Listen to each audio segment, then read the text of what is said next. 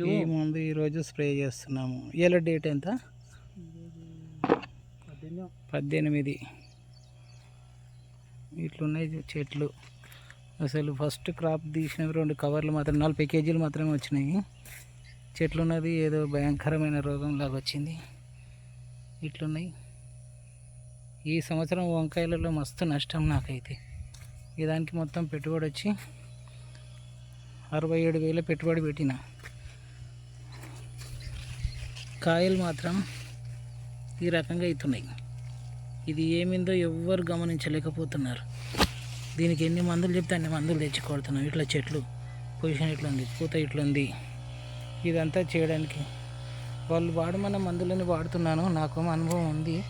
ఉన్నక్కడికి ఏం చేసినా ఇలాంటి రోగం వచ్చేసింది చెట్టుకు. మళ్ళీ దోమ లేదు, ఏం లేదు, పురుగు ఉంది.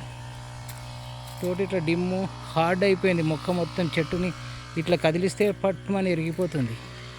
మరి వాతావరణం పట్ల వర్షాల ప్రాబ్లమా? వర్షాలు అన్నదాన్ని కూడా నేను పేపర్ వేసి చేసిన. నీరు పట్టే అవకాశం కూడా లేదు. వాటర్ మంచిగానే వదులుతున్నాము. వాటర్ కూడా ఎక్కువ లేదు, తక్కువ లేకుంటే వాటర్ కూడా మంచిగా ఇస్తున్నాను. ఇచ్చినా కూడా చేను ఈ రకంగా ఉంది. ఇది నా సొంతం వ్యవసాయం చేసుకుంటున్నా కాబట్టి ఇవి నేను పెడుతున్నా కదా, నా పంట పొలంలోనే వీడియోలు పెడుతున్నాను నేను. ఎందుకంటే నేను 4 years నుంచి వంకాయ వేస్తున్నా. ఏ సంవత్సరం కూడా నాకు లాస్ రాలేదు.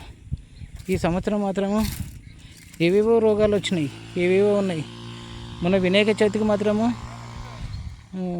ఒక 6 క్వింటాలు 8 క్వింటాలు వచ్చినాయి. 60 రూపాయల కేజీ లెక్క పోయినాయి. మళ్ళీ తర్వాత తగ్గే పొజిషన్ ఉంటుంది. ఎట్లా వస్తుంది క్రాప్ ఏముందని ఈ డేట్ నాడు ఇట్లా స్ప్రే చేస్తున్నాం. అక్కడ కనిపిస్తున్నది పెద్ద వంకాయలు, చిన్న వంకాయ చెట్లు, కానీ అనుకున్నంత రేంజ్లో లేవు. మరి ఇది ఏ రకంగా ఉన్న మందులు చెప్పిన మందులన్నీ వాడుతున్నాము. ఎంతవరకు సక్సెస్ అవుతుందో చూడాలి. ఈరోజైతే స్ప్రే చేస్తున్నాము. ఇందాక చూపించిన మంది. దాని రిజల్ట్ ఎట్లుంటుందో ఒక 3 daysలో చెప్తాను నేను. మళ్ళీ వీడియోలో చెప్తాను.